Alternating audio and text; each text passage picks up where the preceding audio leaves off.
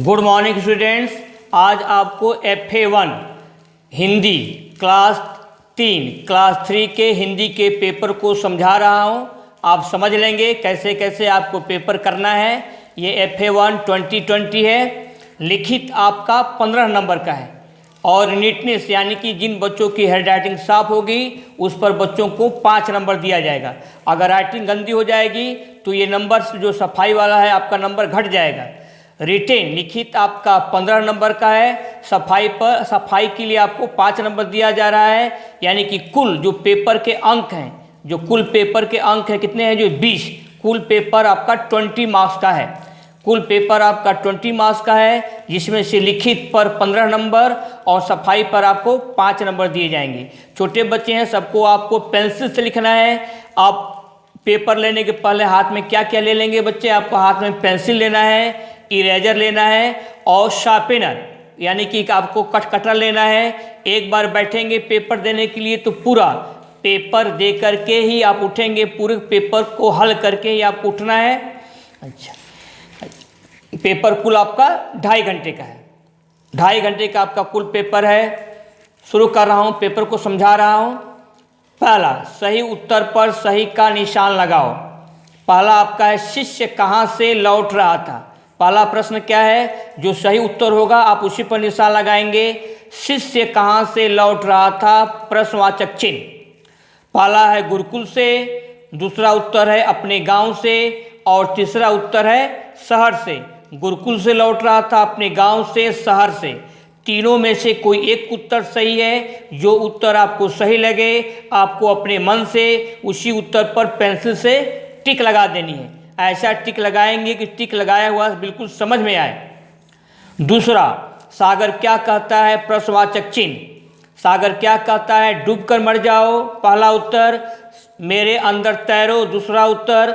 मन में गहराई लाओ, ये आपका तीसरा उत्तर है। ये आपके 3 उत्तर हैं। सागर क्या कहता है, कोई एक उत्तर सही है। जो आपको सही लगे उसी पर आपको टिक यानी कि सही का निशान लगा देना है। जो आपको सही लगे उसी पर आप सही का निशान लगा देंगे। अपने मन से आपको लगाना है। तीसरा, शिष्य ने पानी किसमें भर लिया, प्रश्नवाचक चिन्ह। पहला मशक में, दूसरा बाल्टी में, तीसरा एक बोतल में। शिष्य ने पानी किसमें भर लिया? 3 उत्तर आपके सामने हैं, मशक में, बाल्टी में, एक बोतल में। तीनों में से कोई एक उत्तर आपका सही है। जो आपको सही लगे उसी पर आप टिक लगा लेंगे। अच्छा, अब आगे बढ़ा जाए। नेक्स्ट आपका है, अगर सिर पर भार हो तो क्या करना चाहिए। अगर सिर पर भार हो तो क्या करना चाहिए, प्रश्नवाचक चिन्ह। 3 उत्तर आपके सामने हैं। पहला, धीरे धीरे चलना चाहिए। दूसरा, गिरा देना चाहिए। तीसरा, धैर्य नहीं छोड़ना चाहिए। अगर सिर पर भार हो तो क्या करना चाहिए? धीरे धीरे चलना चाहिए, या भार को सिर से गिरा देना चाहिए, या तीसरा, धैर्य नहीं छोड़ना चाहिए। आपके सामने 3 उत्तर हैं। जो उत्तर आपको सही लगे अपने आप पेंसिल से टिक कर देंगे। सेकेंड, सही शब्द चुनकर खाली जगह में भरो। आपको सही शब्द चुनकर खाली जगह में भरना है। आपके सामने 4 शब्द दिए हुए हैं, प्रणाम, प्रशंसा, आश्रम, कुआं। अच्छा, पहला, वह गुरु के स्थान खाली है की ओर चल दिया। इसमें क्या भरा जाएगा? और बॉक्स में से एक शब्द चुनेंगे, यहाँ पर भर लेंगे। दूसरा, शिष्य ने गुरु जी को स्थान खाली है किया, खड़ी पाई। शिष्य ने गुरु जी को क्या किया? आपके सामने 4 शब्द हैं, कोई एक शब्द भर करके जो सही हो यहाँ आप लिख लेंगे।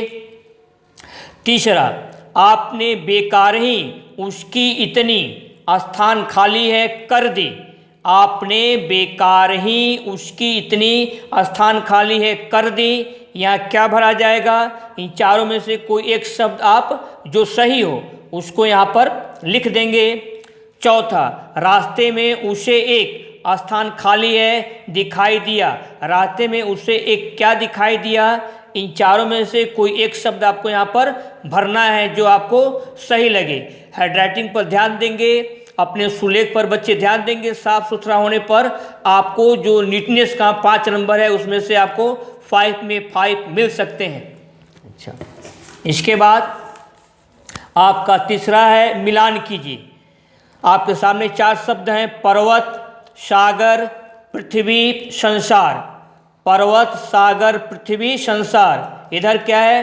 धरती, दुनिया, पहाड़, समुद्र। ये आपके समानार्थक शब्द हैं, या यूँ कहिए ये इनके अर्थ लिखे हुए हैं। इनसे आपको मिलाना है, आपको मिलान करना है। पर्वत, सागर, पृथ्वी, संसार, और इस तरफ क्या दिया हुआ है? धरती, दुनिया, पहाड़, समुद्र। इन शब्दों को आपको इनसे अपने आप तीर से मिलान करना है। बच्चे सही से मिलान करेंगे। चौथा, समझो और लिखो। इसको समझना है। उदाहरण इसके बाद आपको इसको लिखना है। उदाहरण है, आश्रम में रहने वाला क्या कहलाता है? आश्रम में रहने वालों को कहा जाता है आश्रमवासी। आश्रम में रहने वाला क्या कहलाता है? आश्रमवासी कहलाता है। तो आपको तीनों को, बहुत सारे शब्द हैं, एक शब्द आपको लिखना है। जैसे आश्रम में रहने वाला कहलाता है आश्रमवासी, वैसे ही देश में रहने वाला एक शब्द में क्या कहा जाएगा? भारत में रहने वालों को एक शब्द में क्या कहेंगे? नगर में रहने वालों को एक शब्द में हम क्या कहेंगे? देश में रहने वाला क्या कहा जाएगा? एक शब्द यहाँ आप लिखेंगे। भारत में रहने वाला क्या कहा जाएगा? यहाँ पर आप लिख देंगे। तीसरा, नगर में रहने वाला क्या कहलाएगा? यहाँ पर आप लिख देंगे। उदाहरण दिया गया है, जैसे कि आश्रम में रहने वाला क्या कहलाता है? आश्रमवासी। वैसे ही देश में रहने वाला क्या कहलाएगा? भारत में रहने वाला क्या कहलाएगा? नगर में रहने वाला एक शब्द में क्या कहलाएगा? पांचवा, निम्नलिखित प्रश्न के उत्तर दीजिए।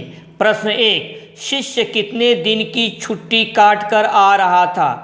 शिष्य कितने दिन की छुट्टी काट कर आ रहा था? ये प्रश्न लिखा हुआ है। आप उत्तर अपने इसी स्थान खाली छोड़ा गया है, इसी में आपको पेंसिल से उत्तर भर लेना है। आपको प्रश्न को दोबारा नहीं लिखना है।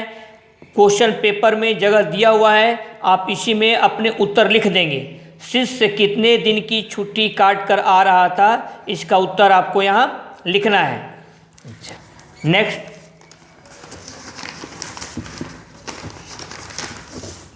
अब आपका है प्रश्न 2, ऊंचे बन जाने को कौन कहता है? ऊ पर चंद्र बिंदु, ऊंचे बन जाने को कौन कहता है? ये आपका प्रश्न है। नीचे आपको उत्तर लिखना है। आशा करता हूँ आपको सारी बात समझ में आ गई होगी। आप दोबारा ध्यान से सुन लेंगे। आपको शार्पनर, इरेजर और पेंसिल अपने हाथ रखनी है। आपका पेपर 2.5 घंटे का है। 2.5 घंटे के बीच आप स्थान नहीं छोड़ेंगे। ठीक ठाक से आप पेपर को देंगे, समझ कर देंगे। अपनी हैंडराइटिंग अच्छी रखेंगे ताकि आपको नीटनेस पर, हैंडराइटिंग की सफाई पर आपको 5 नंबर 5 मार्क्स मिल जाए। बस इतना ही। बाकी आपका best of luck. Be happy, be cheerful and obey your parents.